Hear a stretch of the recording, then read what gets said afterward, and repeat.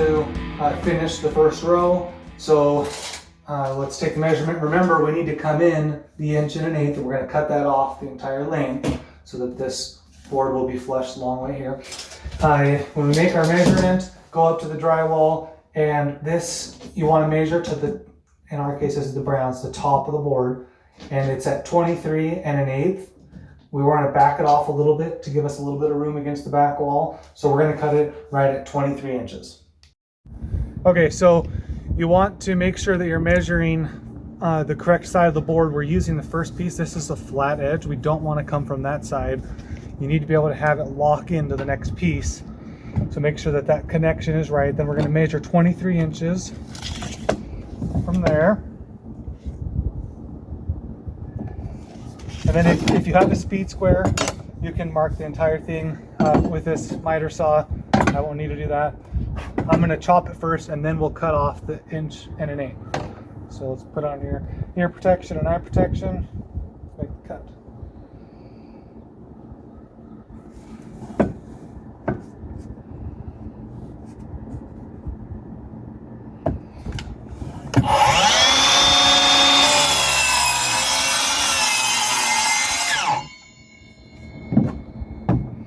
Okay, now let's head over and we'll rip this off at the 1.1 inch.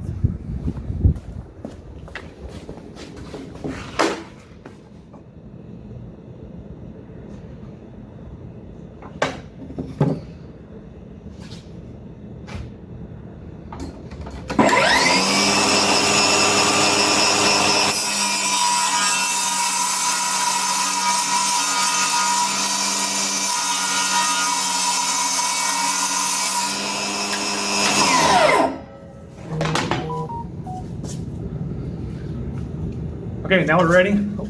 Okay, now we're ready to install the final piece on our first row. Okay, so we have our spacer in here. We're ready for it to start our second row. And one thing I should say, we put in a shim here, spacer here, and then used this tool, which I'll explain more in a bit. And then tapped it here to make sure that this connection is.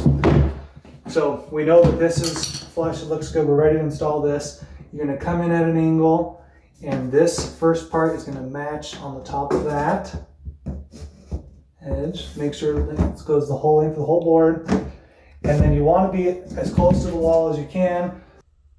Okay, now we're going to lay our second row of the laminate flooring. And it's important to remember that if you have a pipe sticking up, like in this case we have our water pipe coming up, you want this to be on a seam. So we're going to start our second row on this side, come to here, and then our second board is going to be full length right here.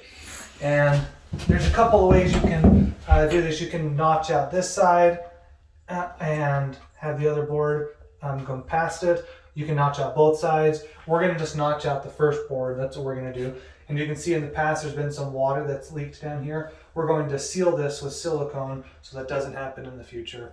All right, so when we need to take our measurement, going again from the wall, I've just slid this board up against the pipe, and the measurement is 6 3/8. Oh, the drywall's a little bit weird. So we're going to go down to 6 1/4, 6 inches and a quarter, and then we're going to have to notch out a little bit right here for that. Okay, because the drywall doesn't meet the underlayment, the shim was starting to slide underneath. So instead we put a screw here, which we'll remove after, but that just keeps this in place so it doesn't keep moving around. And then we have the other spacer as a shim installed here. So now we need to install the last piece in our second row. We have to install this joint. So we'll lift up what we've already done here, and then, oops, not too far over there. And then we'll come in, make sure that it's connected in all of these. The angle to put this in is about 20 degrees. It's not 45, so you don't have to lift it up too far. Make sure that's good there. This is good here. And then you'll push it all down together. And you'll notice that it's going to want to lift up like this. That's normal, that's natural. What you're going to do is take this tool next, and you're going to lay it on the top lip up here. Do not put it down farther. That will break that off. You lay it on this lip right here. I'm going to put it on this seam. And then you're going to take a rubber mallet. It's important to use a rubber mallet, not a regular hammer, because we don't want to dent anything. And this tool spreads out the force of this, and it's going to seal in this seam and make it just disappear. So, all right, let's make sure we're doing this here. You'll tap it a few times. And then as you tap it, this will naturally just want to lay down.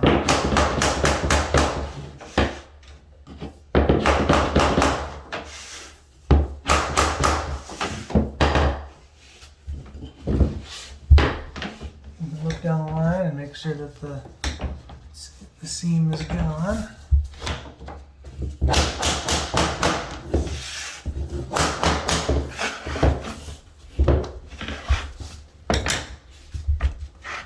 Okay, that was good. More on this side here.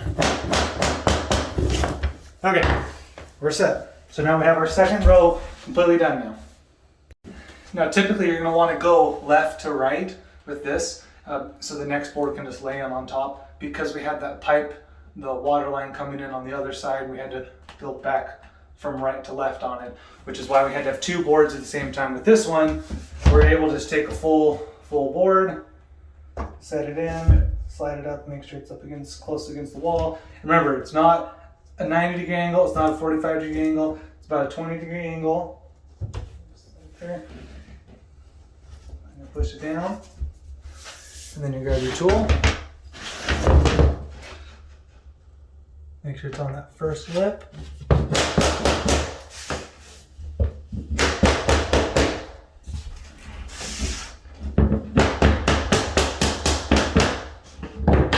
Now notice it's coming up just a little bit, so let's go a little bit more. There you go. Now it's not moving at all. That means we're doing it the right way. Okay, so now we previously had cut this piece off for a different piece earlier. Remember the one by the pipe, that small piece? So now this will go up against the wall as our left piece. So you can reuse these pieces. Basically when you cut off the left side of one to end the wall on the right, just use that piece as your next starter there. So let's set this in here. Push it down. Next to grab the right tool.